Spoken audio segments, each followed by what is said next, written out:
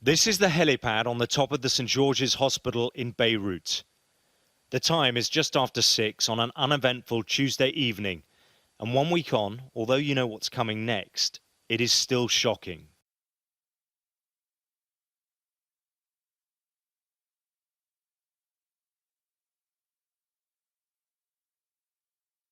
Down below, the hospital's other 230 closed-circuit cameras captured the chaos. It's the first time this footage has ever been shown.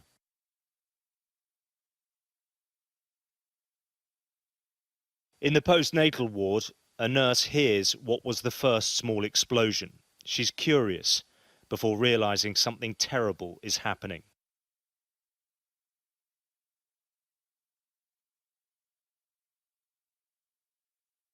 Disoriented, she gets to her feet and rushes to the babies in her care. Off camera, she takes them to safety. The babies were right here. Nurse Pamela Zenoun was in the ward above, the neonatal intensive care unit. They treat premature babies. This video shows her working just moments before the blast. She feels the first tremor, and then the room collapses. Smoke, rubble, and fear.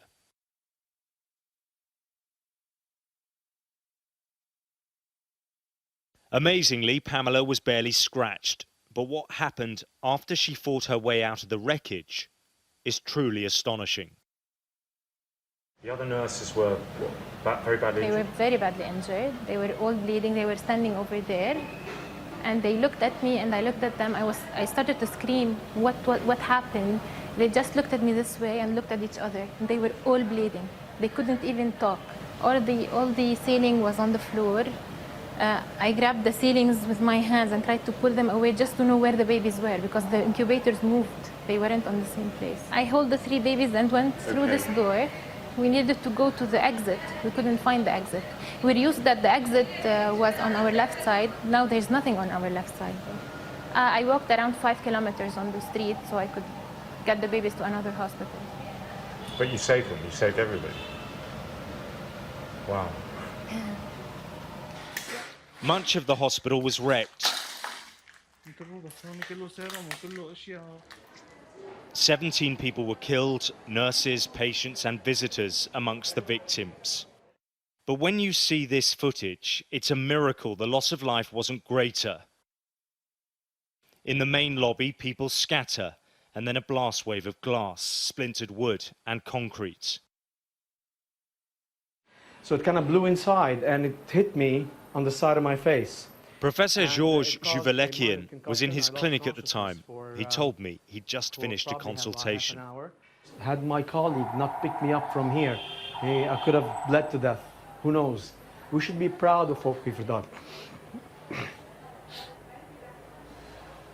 What this hospital did in 8 hours, evacuating over 300 patients to safety, despite the lack of power and glass everywhere and unsafe environment and no resources, is a miracle by itself and speaks to the greatness of this people.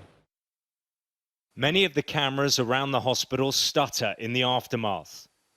But despite the glitching, they still record a city in panic and shock. A few minutes after the explosion, injured people from across the neighborhood are running to the medical center for help, not knowing that it had also become a casualty. Never throughout its history was it shut down completely like it is right now. So it's incumbent upon us all to get it restarted. This is a message that I cannot overemphasize. This is who we are. Across Beirut, you can find many stories of heroism and bravery. But this is a place where the disease of corruption never allowed a healthy state to grow.